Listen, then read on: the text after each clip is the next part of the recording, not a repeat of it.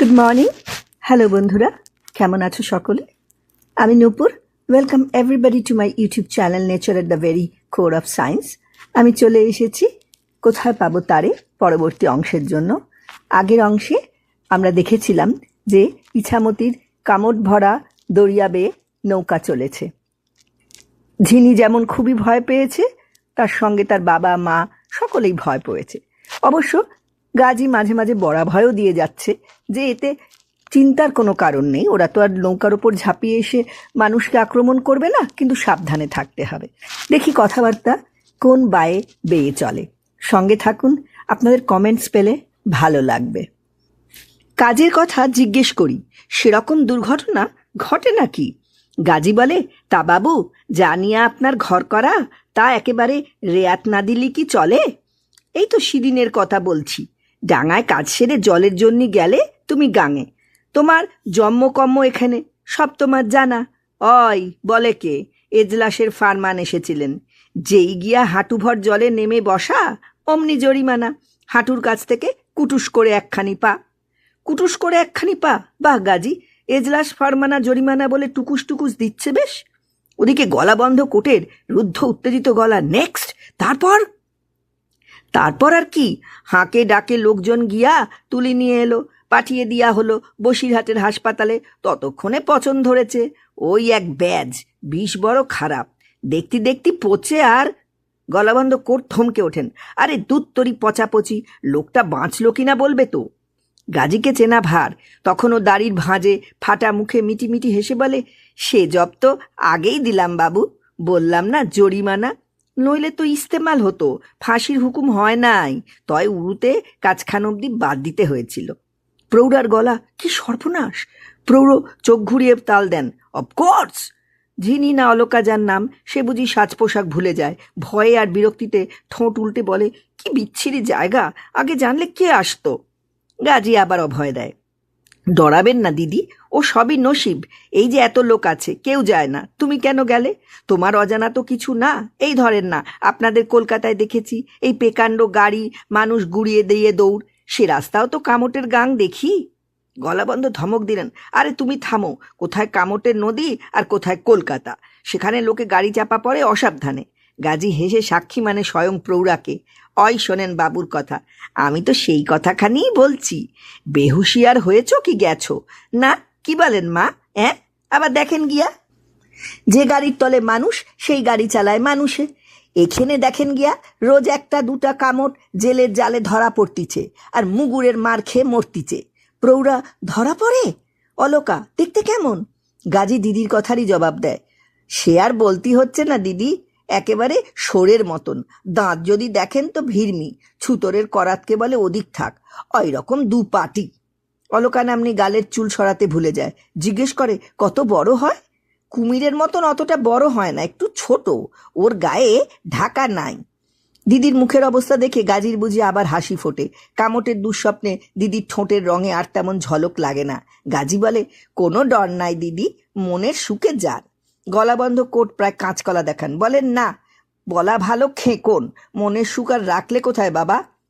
অধীনে ভাবে, তা বটে, সব যে কামটেই খেলো, আর সে দায় যেন সব গাজীর। এবার বোধহয় গাজী তাই দায় ভঞ্জনের বাণী বলবে, কিন্তু না, তাকিয়ে দেখি গাজীর দাড়ি ওড়ে বাতাসে, সে আমার দিকে চেয়ে হাসে, চোখের কোণ দিয়ে দেখে গলাবন্ধ বাবুকে। অমন কেউ নেই, ওর দাড়ি নেড়ে দিয়ে বলে, পাজি।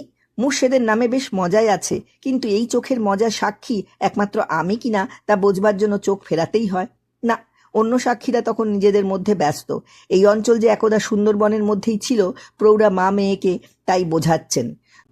যদিও মেয়ের চোখের নজরটা কোন দিকেতে খেলছে তা বোঝা আমার কর্ম নয়। শুনেছি কি না, চোখে অনেক সময় মন বশত করে, তখন আর নজর মেপে নজর বোঝা যায় না।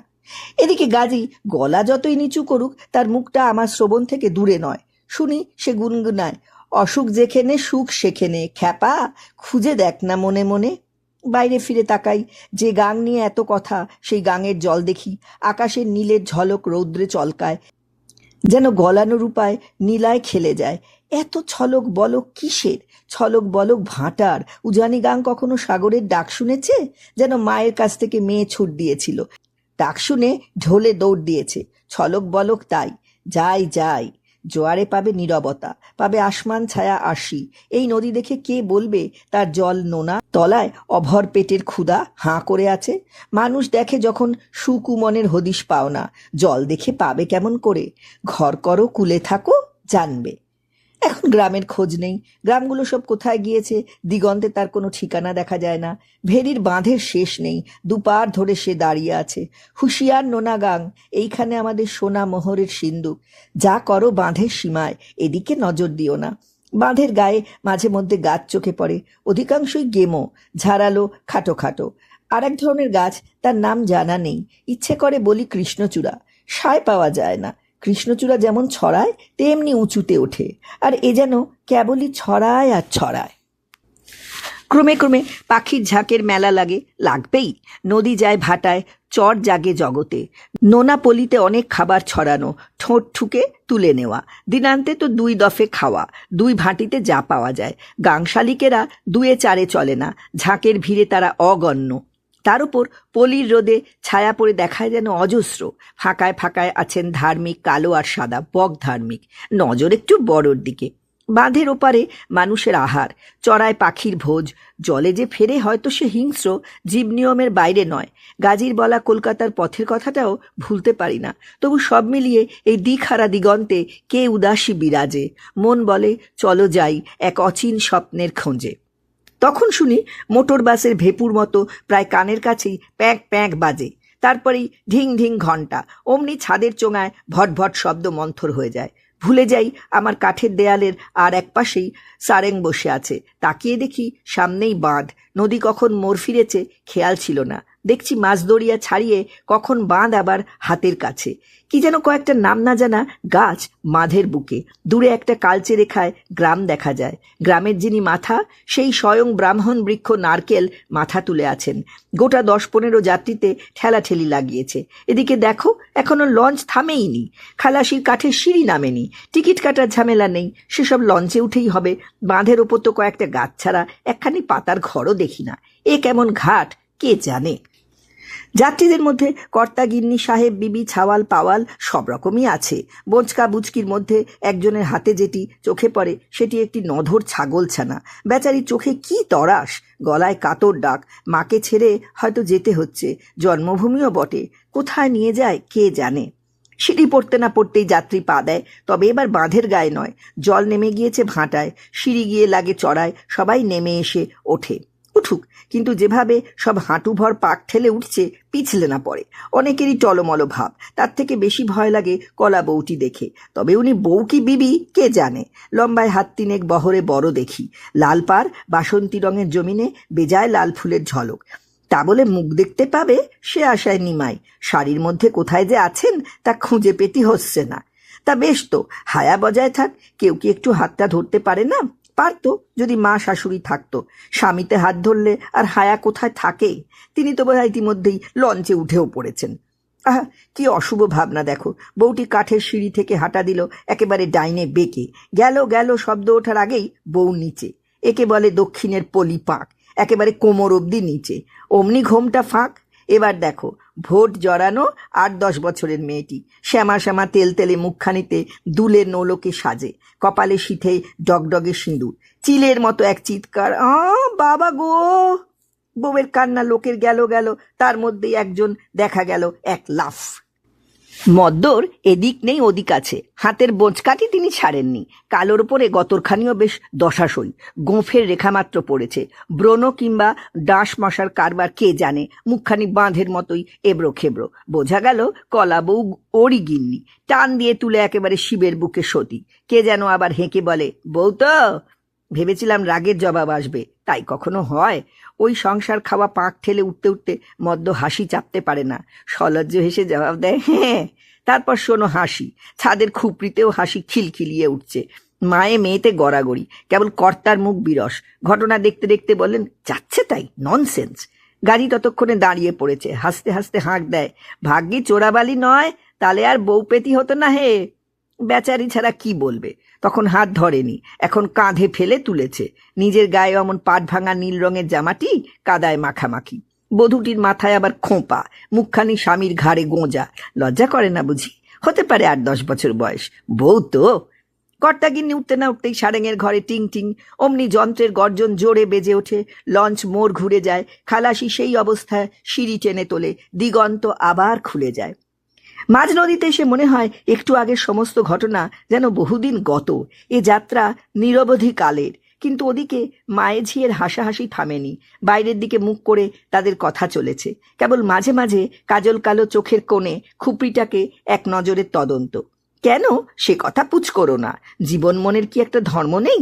কথাবার্তার টুকরো যেটুকু ছিটকে আসছে তাতে পাঁকে পড়া কলাবউ এবং স্বামী সংবাদই আলোচ্য। ওরে, তোদের হাসি যে থামে না। প্রৌঢ়ের প্রাণে বোধহয় সইল না। যদিও গলায় তার রাগ বিরক্তি নেই, বরং একটু ধন্দে পড়ি। টাকের থেকে ওরই চোখ মুখ যেন ঝলকাচ্ছে বেশি। কখন আসনের ওপর পা তুলে নিয়েছেন, জোড়াসন করে বসে বেশ একটু মেজাজেই যেন হাঁটুতে তবলার ঠোকা তাল মারছেন। ঘন ঘন খাঁকারি কয়েকবার, তারপর ওর পক্ষে গলা বেশ নামিয়ে বললেন, দেখ ঝিনি, তাই যদি বলিস, বিয়ের সময় তোর মায়ের বয়স ছিল কত জিজ্ঞেস কর। খুব বেশি তো 11, নাকি বলো? উল্টো আসনে প্রথম চমক। ঝিনির তো মুখের প্রলেপ ছাপিয়ে রক্তাভা ছলকায়। প্রৌঢ়া ভুরু কোচকাতে গিয়েও ভিন যাত্রীটির দিকে একবার দেখে খস করে ঘোমটা টানেন। তার পরের ঘাড় ফেরানোকে নীরব ঝামটা বলে কিনা জানি না, তবে যে কথাটি জানা ছিল, যুবতী বিহনে অনেক কিছু মানায় না, আর তা বলতে পারবে না। কাঁচা পাকা চুলের মাঝে সিঁদুর পরা প্রৌঢ়াকে যেন যুবতীর থেকে মিষ্টি দেখি, কিন্তু সাক্ষী মানেন নিজের ডাগর মেয়েকেই। দেখেছিস ভীমরতী? এবার দেখো মজা। প্রৌঢ়ের মেজাজ এখন চলন্তা। 60-এর ঘর থেকে 20-র ঘরে ফিরে গিয়েছেন, না 10-এর ঘরেই, তা কে জানে। বললেন, আরে তাতে কি আর হয়েছে, একটা কথার কথা বই তো নয়, এ তো ছেলে মানুষ, নাকি বলেন? কাকে বলেন? চোখ তুলে দেখি নজর ভিন যাত্রীর দিকে। হতে পারে ভুরুতে সাদা রং লেগেছে, কেশ মাথা ছেড়ে গিয়েছে, চোখের চারপাশে রেখার ভাঁজ, তবু যেন দুটি তরুণ চোখ রঙের ঝিলিক। ছেলে মানুষ বললেও আপনি সম্বোধনের ভব্যতাটা আছে, কিন্তু শেষে সাক্ষী কিনা সকল লজ্জা যার তরে। মাথা নেড়ে সায় দেবার সাহস নেই, কথা বলা আরো কঠিন। তবু সাক্ষী একেবারে কানা কালা বোবা হয়ে তো থাকতে পারে না, কোনো রকমে একটু হাসে। হাস্য পরে, তার আগেই ঝিনির গলায় চাপা ঝংকার, আহ বাবা, চুপ করো না। না বাবা, আর তা মানবেন না। বলেন, ওই তোদের এক দোষ ঝিনি, আমি কথা বললেই তুই আর তোর মা খালি চুপ করতে বলবি। মা এবার সরসে বলেন, আবার ঝিনি ঝিনি কেন, বারণ করা হলো না? কিন্তু চলন তার টান জানো না, সেই স্রোতে সব কুটোকুটি হয়ে ভেসে যায়। বলেন, আরে আগের কথা থেকে যখন বলেই ফেলেছে, এখন আর না বললে কি হবে, এর তো জানাই হয়ে গিয়েছে। বলে হাত উল্টে তিনি আমাকে দেখান। এখন কে ফাঁপড়ে পড়ে দেখো। ইচ্ছে করে হেঁকে বলি, আগে না জানা নেই। এখন না যায় বাইরে মুখ ফেরানো, না যায় মুখ নিচু করা, তার চেয়ে ভরাডুবি দাঁত দেখিয়ে ঘাড় নাড়া। ওদিকে মায়ে ঝিয়ের নারী বন্ধ, মুখে কথাটি স্তক নেই। চেয়ে দেখি পরস্পরে মুখোমুখি চোখাচোখি, তারপরে ক্ষোভ ফাটানো হাসি। সেই এক রকম আছে না, এক লোকের কথা শুনে হাসবো না কাঁদবো, সেটা একটা কথার কথা। কাঁদলে রসাতল, কিন্তু এসে ঠাঁই নয়। তাই মায়ে ঝিয়ের হাসিতেই ক্ষোভ ফাটে। হাসির মধ্যেই একজনের গলা শোনা যায়, কি জ্বালাতন, আর একজনের, বাবাকে নিয়ে আর পারা যায় না সত্যি। বলতে বলতে দুজনেরই নজর একবার ছুঁয়ে যায় ভিন যাত্রীর মুখ, যদিও তাতে হাসি থামে না।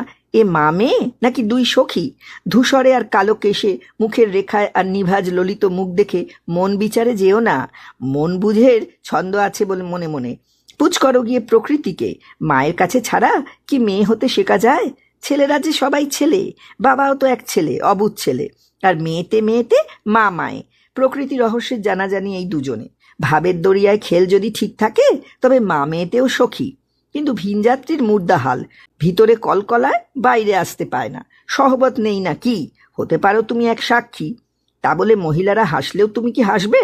দম রাখো, দমিয়ে রাখো। চোখে মুখে যদি ফুটে বেরোয়, তার কি উপায় আছে? আকাশে সূর্য থাকলে রোদ তো দেখা যাবেই। তবু একবার গাজীর দিকে চোখ না পড়ে যায় না। আমার দিকেই তাকিয়ে আছে চোখ মেলে, অথচ চোখ দেখে মনে হয় এই গাজী চোরা। যেন কোন দূরের এক ফাঁক থেকে চুপি চুপি দেখে দেখে আর মিটি মিটি হাসে দাড়ির জটায়। ইস, যেন অন্তর্যামী বসে আছেন, মজা দেখছেন বসে বসে। প্রৌঢ় কিন্তু বেহাল নন এক ফোঁটা। ওদিকে হাসির ডগর, এদিকে উনি চোখ দুটি উপচে বলেন, তা কি আর মিথ্যে কথা বলছি? কি বলেন? আপনি কি আর ওর ঝিনি নামটা শুনতে পাননি? পেয়েছি নাকি, কই জানি না তো। কন্যে ঝিনি না অলোকা ভিন যাত্রীর তা জানতে নেই, কিন্তু সে তো আপন বুঝ। এখন সোজা কথার জবাবটা যে চাই। তবে ওই শোনো, আমি মুখ খোলবার আগেই ঝিনি কেমন ঝঙ্কৃত হয়। আচ্ছা হয়েছে বাবা, উনি শুনতে পেয়েছেন। পরম উদ্ধার। কৃতজ্ঞতায় একবার চোখ না তুল তাকালে মানায় না। উদ্ধার করতেও দেখি নজরে রেখেছেন। ভাবখানা, আমার বাবা এমনই মজার। এরকমটা হলে তবু একটু গলা খুলে কলকলানো যায়। ওদিকে সঙ্গে সঙ্গে নাকছাবির ওপেল পাথরে ঝিলিক, এই দিগন্ত যেন বিচার করে ওর গলায় কপট রোষ কিনা। বলে, তাতে হয়েছে কি? একে বলে মিঠে ফোঁসানি। কর্তা গলা বন্ধ কোটসহ বুককানি সামনে চিতিয়ে আনেন, তর্জনী দিয়ে নিজের হাঁটুতে ঠুকে বলেন, হয়েছে তো তোমাদেরই। আমি বলছি নাম কখনো খারাপ হয় না। আপনি কি বলেন, ঝিনি নামটা কি খারাপ? মুখ দিয়ে যেন তাড়াতাড়ি অপরাধ ভঞ্জন করি, না না বলেই শির দাঁড়াতে কাটা, শরীর একেবারে আড়ষ্ট। ছিছি, এ মুখ খুলে গেল কি করে, ভয়ে নাকি সহবতে? উল্টো দিকে মুখ ফিরিয়ে এবার হার মানার হাসি। এ মানুষ নিয়ে কি করা যায়? কিছু না, চলন্তার জল ধরে রাখা যায় না। তিনি কলকল করে চলেছেন, জানিস তো এ নামটা রেখেছিলেন তোর ঠাকুরদা। কথা শেষ হতে পায় না, তার আগে গিন্নি ঝেঁঝে কোপ দেন, তা সে সাতকাণ্ড রামায়ণ পড়ার দরকারটা কি? কর্তা কোপেও কাটেন না, বলেন, না দরকার কিছু নয়, বাবা তো খুব ভালোবাসতেন ঝিনিকে। শেষ দিকে তো খালি ওকেই কোলে নিয়ে বসে থাকতেন আর বলতেন, ঝিনি ঝিনি ঝিনিক ঝিনিক ঝিনকি জাগো ঝাম্পঝা। তোমার মনে আছে সেই কথা? পরিবারকেই জিজ্ঞাসা। মা মেয়ের এবার হার মানা। মা বলেন মেয়েকে, দেখেছিস তো? দেখছে কিন্তু সামলায় কে? প্রৌঢ় বলেন, না, কথাটা উঠলো তাই আর কি। নাম কাকে বলে? নাম হলো একটা জিনিসকে বা কাউকে বিশেষভাবে বোঝাবার জন্য। কি বলেন? তুমি একটা কালো পাখিকে দেখিয়ে বললে এটা কাক, আর একটা সবুজ ফল দেখিয়ে বললে এটা কাঁকুর, এই রকম আর কি। মানুষের বেলায় তো আর তা হয় না, তখন তার ভিন্ন ভিন্ন নাম। এখন তুমি যদি বলো অমুক স্কুলের অমুক রিটায়ার্ড হেডমাস্টার এই লোকটা, তা বললে হবে না, তখন আমার নামটাও বলতে হবে, ব্রহ্মনারায়ণ চক্রবর্তী। খবরদার, বিষম লাগে না যেন। এমন নাম অতীতে শোনা না থাকতে পারে, কিন্তু সামনে মাস্টার মশাই, হেড মাস্টার মশাই।